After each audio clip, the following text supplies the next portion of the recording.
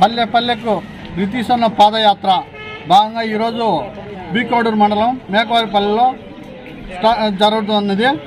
గతంలో కూడా కాశీనాయ మండలము, కలిసిపాడు, పూర్వాల మండలాలు అన్నీ పూర్తి చేసి బీకోడూరు మండలంలో కూడా అయిపోవస్తూ ఉన్నది.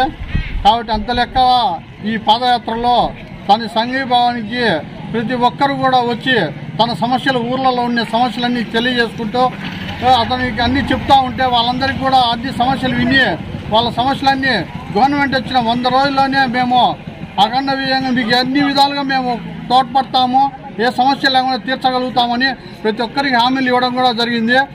ప్రతి ఊర్లోకి, ప్రతి పల్లెలకు వెళ్ళి ఇక్కడ సమస్యలు తెలుసుకుంటూ ప్రతి శేలల్లోకి వెళ్ళి ఏ సమస్యలు, ఏ మాన్యం ఏ విధంగా వస్తున్నది, డ్రైనేజీలు ఏ విధంగా ఉన్నాయి, అప్పుడు వచ్చిన వాటర్ ఎందుకు బ్రేక్ పడుతున్నది, పైరు ఎందువల్ల ఈ విధంగా ఇదవుతున్నది, గవర్నమెంట్ 4.5 సంవత్సరం వెళ్ళి ఉన్నా కూడా ఇప్పుడు కూడా పట్టించుకోకుండా వైఎస్ఆర్ వాళ్ళు మాటలు చెప్తా ఉన్నారు తప్పితే ఏమన్నా వర్క్ చేస్తా అన్నారా, ఎవరన్నా నిరుపేదలకు ఏమన్నా వచ్చినాయా, ఏమన్నా చేసినారా అని ప్రతి ఇంటికి వెళ్ళి కనుక్కుంటా ఈ జనాలతో, జనసంద్రాలతో ఎక్కువగా ఇంత జనసంద్రాలతో పాదయాత్ర చేస్తున్న రితీసన్న పాదయాత్ర సంఘీభాగంగా మేము కూడా ఇక్కడ మేకవారిపల్లికి కూడా రావడం జరిగినది. గతం నుంచి వీరారెడ్డి అయ్యాం నుంచి ఎన్నోసార్లు బద్దేలు అంటే టీడీపీ అని ఒక ముద్రపడి ఉండేది.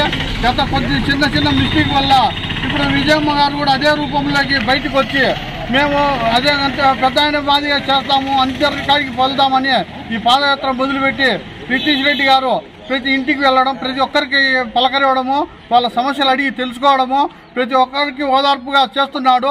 గతము కంటే కూడా ఇప్పుడు ఎక్కువ మెజార్టీతో గెలిపిస్తామని హామీ కూడా ఇచ్చి వచ్చి గవర్నమెంట్ ఇచ్చిన 100 రోజుల్లోనే సమస్యలన్నీ పరిష్కరించడానికి కూడా హామీ ఇచ్చాడు. టీడీపీ అభ్యర్థి రోషన్ను గెలిపించాలని ప్రతి ఒక్కరికి తెలియజేస్తూ రోషన్ కూడా ఇంటింటికి వెళ్ళి బాగా చెప్పుకుంటూ చేస్తూ అతను కూడా జాబ్ రిజైన్ చేసి నేను వచ్చాను, ఇప్పుడు టీడీపీలో పోటీ చేస్తాను, నాకు కూడా ఆదరించండి, టీడీపీ సైకిల్ గుర్తుకు ఓటేసి నన్ను గెలిపించండి అని రోషన్ గారు కూడా ఇంటింటికి వెళ్ళి తిరిగి చెప్పుకుంటున్నారు.